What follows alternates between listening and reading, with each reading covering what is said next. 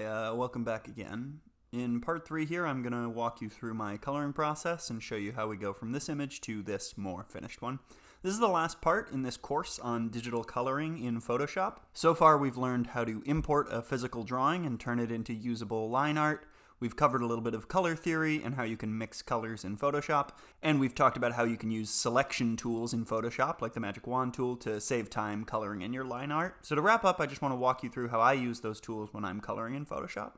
Okay, so we're starting here more or less where we left off in the last video. We can see the sun here is fully colored in, but just in one color. So we're going to start by adding in some details. I want to give some color to these sunglasses here first. I'm going to make a new layer here. Here's how I'm going to go about picking that color. I want something that's going to give us some contrast with the color of the sun. So I'm going to take that.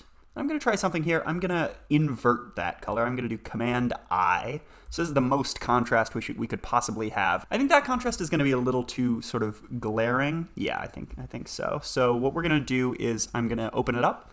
And I'm going to add a little green in there to make it a little less harsh of a contrast. And I'm going to desaturate it just to make it a little less brightly colored. Maybe a little darker as well. There we go. Okay, so this seems like a nice color. I can erase this test blob I made. And I'm going to zoom in a little. I'm just going to take my brush and I am going to fill in these sunglasses. So here we go. And I might use a little time lapse here just to speed it up.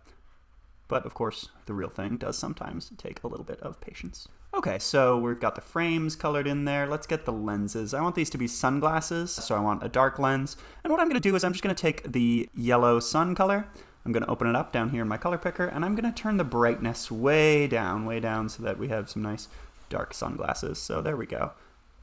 And my reason for doing that is just because since they come from the same color and it's just different brightnesses of it, that helps me think that those are going to sort of harmonize well together. So you can see at this point I've made a couple of different layers for my color. That's just out of convenience. I could have done those all in the same layer, but it's kind of nice to keep them separate. So I'm going to go ahead and I'm going to select all of them. So what I did there was I just clicked one, and then I held down the Shift key and clicked another one. Those are all selected now. And I'm going to put those in a group together. So you can see this icon right up here, create a new group. There it is. And I'm going to call that color. So rather than just having one layer called color, I'm going to have a whole group of layers. And here's an example of how that can be useful. I want to add a little bit of a shine effect on these sunglasses here. So I'm going to shrink my brush a little. I'm going to go back to this yellow. And I'm going to use the saturation slider to make this a really, really pale, desaturated yellow. And I'm going to use that to sort of create the effect of glare of light on these sunglasses lenses. But to sort of help give that a little bit of a sense of depth and realism, I'm not going to have the whole line be fully opaque. So I just turn that layer off, right? And I'm going to make a new one. But this one, I'm only going to get these parts of the sunglasses. And then what I can do, make them both visible again, and just turn down the opacity of that layer. So every layer has an opacity that's right up here. 0 means it doesn't show at all. 100 means regular. Let's make that like 48% and make the other one somewhere around 80 or 90. Yeah, that looks kind of nice.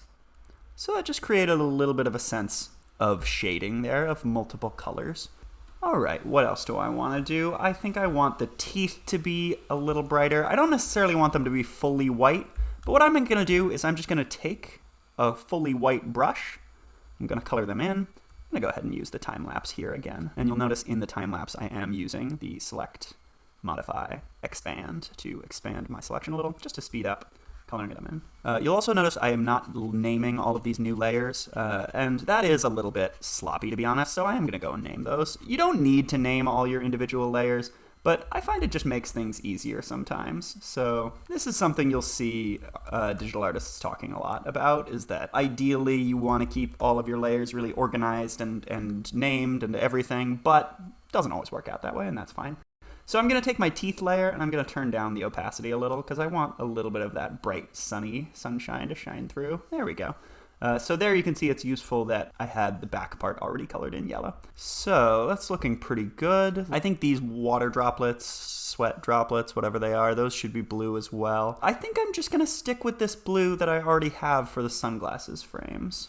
And I'm just going to take my brush and I'm going to color those in one at a time. It's maybe not the best blue, actually. I'm going to rethink that. I'm going to go ahead and change this color. I'm going to make it a little bit of a lighter blue.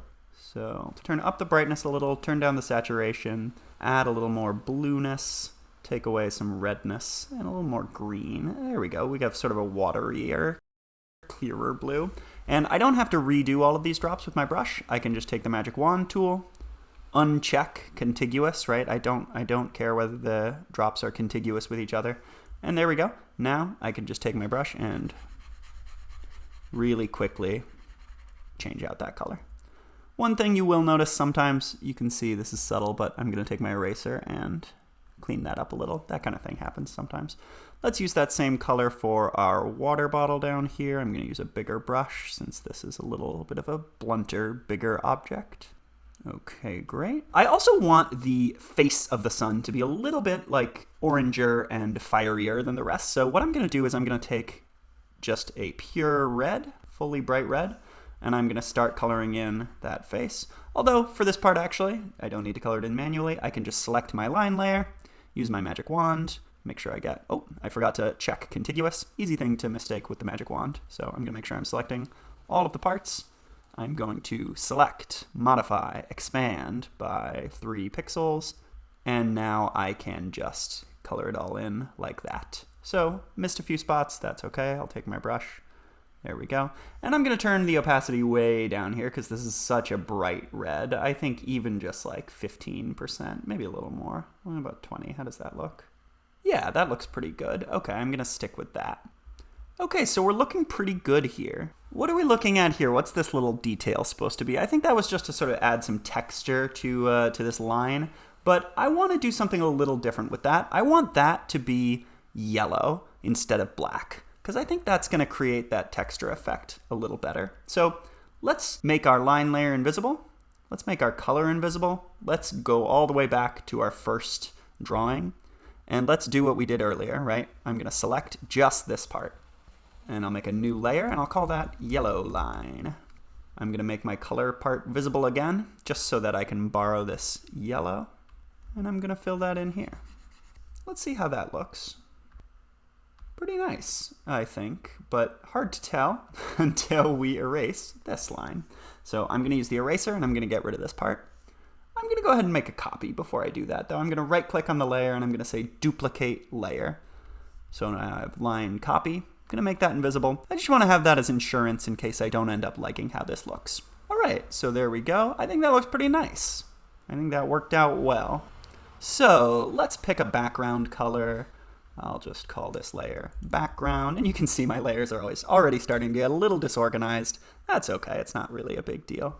For this background layer, let's see, what do I want? I think I want to base it off of the sunglasses frames, but I want to kind of create a new angle to this color harmony. So I'm going to add in a little bit more red, make this a little bit purpley almost, and I'm going to take away some green, and I'm going to make it darker because of all our colors in the foreground are very bright, and so I think this is going to provide some nice contrast. So there we go. All right, I've added that in, and that is making it a little bit clear that I have some parts where I was a little sloppy. You can see around here, it happens. So I'm gonna find out what layer those are on. And here's an example of why it's helpful that all my layers are named. I can tell it's this back layer, right? Double check by making it invisible again. And then I'll just take the eraser and clean it up. Here we go. Gonna use a slight time lapse, but it's only like less than ×2 to be honest. So this really doesn't need to take too long. And the more you get used to it, the quicker it will be.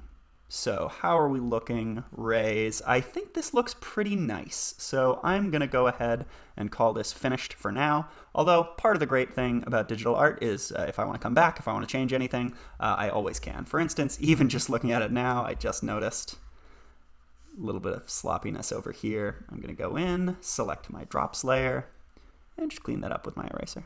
Okay, so the last thing I want to do is I just want to save this as an image. So I'm going to say File, Save As. I could also export it, but File Save As is going to work. I'm just going to save that to my desktop, and I don't want to save it as a Photoshop file because a Photoshop file is a project you're still working on. It's not a good way to share an image online or send it to a friend or anything like that, right? You don't want it to be a .psd Photoshop file. Instead, I want it to be usually either a PNG or a JPEG. Let's go for a PNG.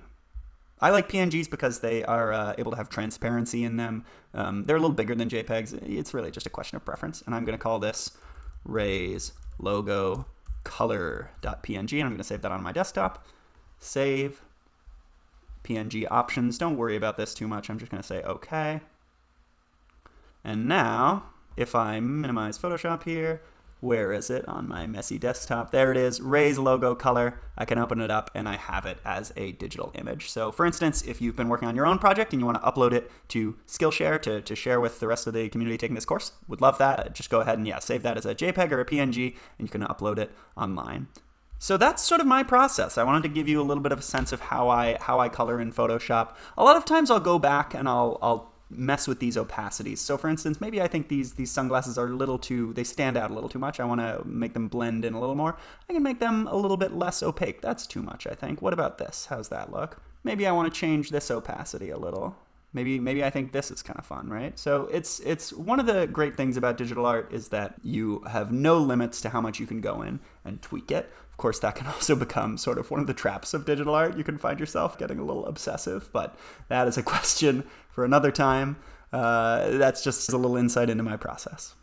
So there we go. Welcome to using Photoshop as a digital artist. Hope you found this helpful. And remember, you can upload your finished project to this Skillshare course to share with me and any other artists taking this course. So once again, I'm John Goodman. You can see my art portfolio and some of my other work on my website at johngoodman.io. That's JOHN Goodman.io.